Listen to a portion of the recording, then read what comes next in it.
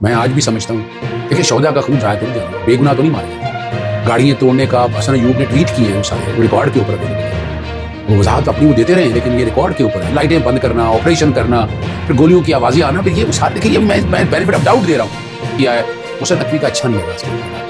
آپ فرعون مت بنے خدا۔ جنگ اخبار کا کہنا ہے کہ پی ٹی آئی والے دم دبا کر یہ خبر لینا بنتی ہے، یعنی آپ ایک آزاد صحافت کر رہے ہیں۔ میرا بڑا تعلق ہے صحافیوں سے، کہا کہ جب لائٹیں بند گئی تب صحافیوں کو مطلع کر دیا گیا تھا کہ وہاں سے چلے جائیں، اور ان کو ساتھ میڈیا کو بھی یہاں سے جانے کا کہہ دیا، اور بیرسٹر گور کو کہا گیا کہ عمران خان سے ویڈیو پیغام ریکارڈ کر لائیں۔ عمران خان نے پوچھا یہ موبائل کس کا ہے، تو بیرسٹر گور نے کہا یہ ان کا موبائل نہیں ہے۔ یہ سننے کے بعد عمران خان نے ویڈیو پیغام ریکارڈ کرانے سے انکار کر دیا۔ یہ حسنات جو پاکستان کی تاریخ رقم کی جا رہی ہے، عمران خان کو بیرونی دنیا بھی، چاہے ویسٹرن ورلڈ ہو چاہے دوسری دنیا ہو، کوئی نہیں چاہتا کہ عمران خان آگے آئے۔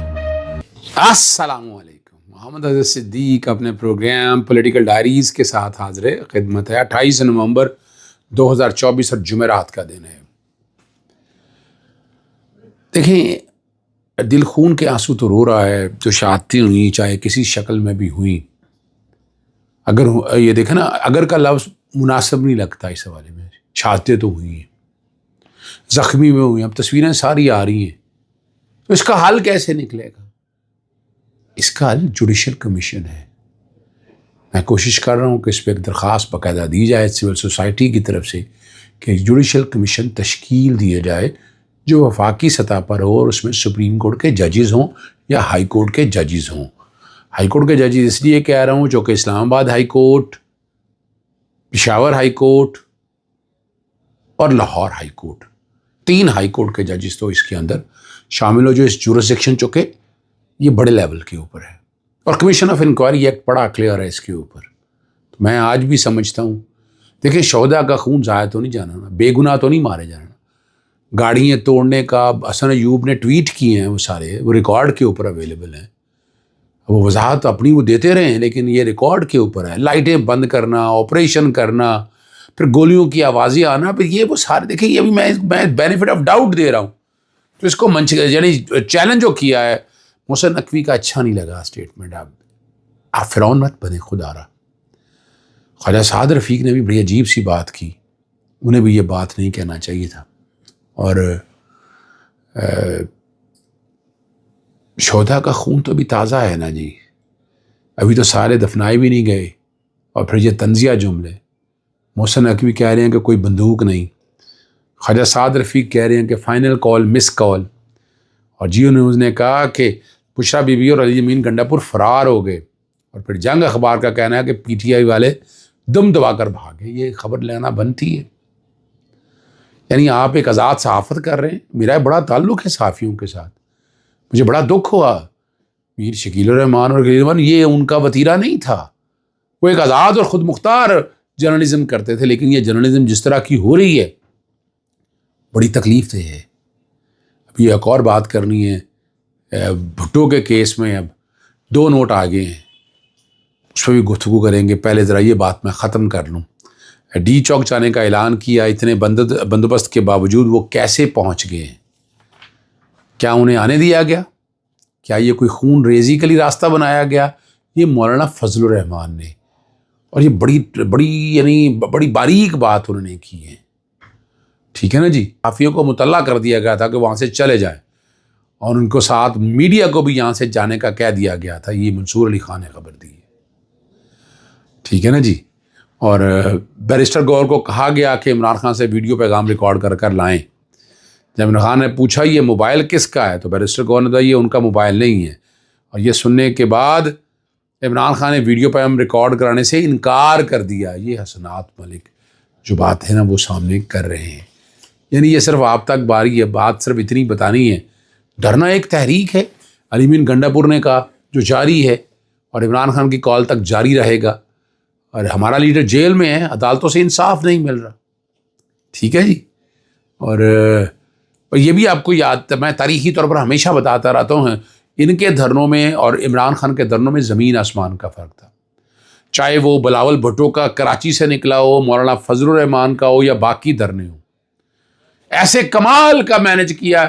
اور وہ عمران خان کا ٹویٹ آپ کو پتہ ریکارڈ پہ وہ چل رہا ہے، اور وہ وائرل ہے کہ 2019 میں اپنے خلاف دھرنے کے شرکاء کو امداد فراہم کی تھی، ریکارڈ ہے. ایک بات تو اور بڑی واضح ہے کہ جب اسٹیبلشمنٹ ساتھ نہیں ہے تو دھرنوں کا کیا حال ہوتا ہے. اب تو یہ بات بھی سامنے آ گئی ہے کہ اسٹیبلشمنٹ ساتھ نہیں تھی. جو یہ کہہ رہے تھے نا کہ اسٹیبلشمنٹ ہاتھ ہلکا رکھا ہوا ہے یا ایسے حالات ہیں, اسٹیبلشمنٹ تو نہیں ساتھ. اگر اسٹیبلشمنٹ ساتھ ہوتی تو یہ اس طرح کے جو واقع ہو رہے ہیں کبھی سوال ہی پیدا نہیں ہو سکتا تھا یہ ہو سکے. اب اسٹیبلشمنٹ کیوں نہیں ساتھ ہے یہ تو آپ لوگوں کو خود پتہ ہونا چاہیے. لیکن پاکستان میں ایک تاریخ رقم کی جا رہی ہے. عمران خان کو بیرونی دنیا بھی, چاہے ویسٹرن ورلڈ ہو چاہے دوسری دنیا ہو, کوئی نہیں چاہتا کہ عمران خان آگے آئے. اسٹریٹ فارورڈ ہے, کھل کے بات کرتا ہے, آنکھوں میں آنکھیں ڈال کر بات کرتا ہے, اور یہ تاریخ کے وہ دورائے ہیں جس کا ہر ایک کے پاس جواب نہیں ہے. اللہ تعالیٰ اس لیے زندگی اور صحت. میں دھرنا کو کامیاب سمجھتا ہوں آج بھی. اس لیے میں کہہ رہا ہوں جتنی شہادتیں ہوئی ہیں, جتنے زخمی ہوئی ہیں, ساری ڈیٹیل ہونی چاہیے. خون بہا کا ایشو نہیں ہے, لیکن ایسے طرح سستا تو نہیں ہے نا خون کہ آپ جس کا مرضی خون بہا دیں اور جس کے ساتھ مرضی زیادتی کر لیں اور کہیں کہ کل کو روئے بھی نہ. رونے کی بات نہیں ہے یہاں تو اصل حالات اور واقعات کی بات ہے. ضمانت کے بارے میں میرا جو اوپینین تھا میں نے آپ کے سامنے رکھا. اب جو کچھ ہوا وہ آپ کے سامنے ہے.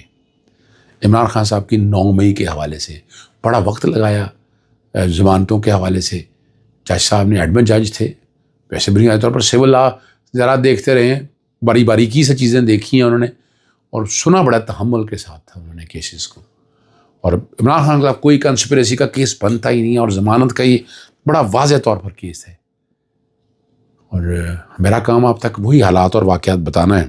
میں ایک بات جو ہے ابھی بیک گراؤنڈ پہ وہ جسٹس سید منصور علی شاہ کا 6 صفحہ کا نوٹ اور 30 صفحوں کا جسٹس حسن اظہر رضوی کا نوٹ چل رہا ہے. اور یہ میں نے لکھا ہے کہ تاریخ بے رحم ہے اور اپنی سمت ضرور درست کرتی ہے. عمران خان نیازی اور پاکستان تحریک انصاف کے ساتھ ہونے والی فسطائیت اور بے ایمانی کا ازالہ جلد کرے گی. یہ میں کو بڑی لمبی تاریخ نہیں ڈال رہا اس کے اوپر, بہت جلد کرے گی یہ تاریخ. اور جسٹس سعید منصور علی شاہ کے بعد بٹو ریفرنس پر جسٹس اظہر حسن رضوی کا 30 صفحہ پر مشتمل اضافی نوٹ آ گیا. اور اس کا مقصد یہی ہے کہ بٹو کا مقدمہ ناانصافی کی تلخ مثال ہے جس میں مارشل حکام کو خوش کرنے کے لیے عدالتی فیصلے میں آئین اور قانون دونوں کا غلط استعمال کیا گیا. اور عمران خان سے جو زیادتی ہو رہی ہیں وہ دیکھ لیں. اب سائفر کا کیس زمین بوز ہو گیا, عدت کا کیس پھڑپھڑاتا رہا, اٹھ نہیں سکتا وہ کبھی بھی. توشہ خانہ نیب والا بند کچھ نہیں ہے. توشہ خانہ 1 جو الیکشن کمیشن والا ہے وہ بھی کچھ نہیں ہے. 190 ملین پاؤنڈ وہ ریت ہے. اب جتنا مرضی محل کھڑا کر لیں وہ ریزا ہو جانا ہے. اس لیے یہ جتنی بھی باتیں آپ کر رہے ہیں یہ تاریخ میں لکھی جا رہی ہیں. اور ایک بات کریڈٹ جاتا ہے کہ عمران خان کل بھی کھڑا تھا, آج بھی کھڑا ہے اور آئندہ بھی کھڑا ہوگا.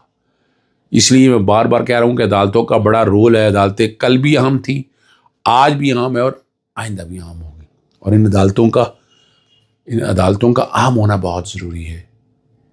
یہ عدالتیں ہی تو ہیں کہ جو اس نظام کو ٹھیک کر سکتی ہیں. یہ عدالتیں ہی تو ہیں جو حالات بہتری کی طرف لے جا سکتی ہیں. اور یہ عدالتیں اگر انصاف اور قانون, آئین اور قانون کے مطابق دیتی تو عمران خان اتنے دن جیل میں نہیں رہ سکتا تھا. یہ ہمارے نظام کے اندر.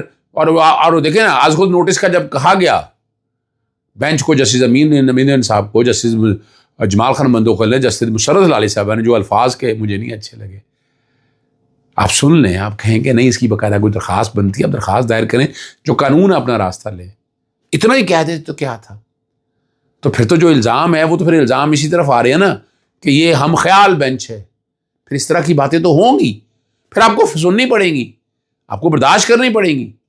یہ ساری وہ باتیں ہیں جو میں کرتا رہتا ہوں. اجازت چاہتا ہوں. السلام علیکم. اللہ حافظ. پاکستان زندہ باد.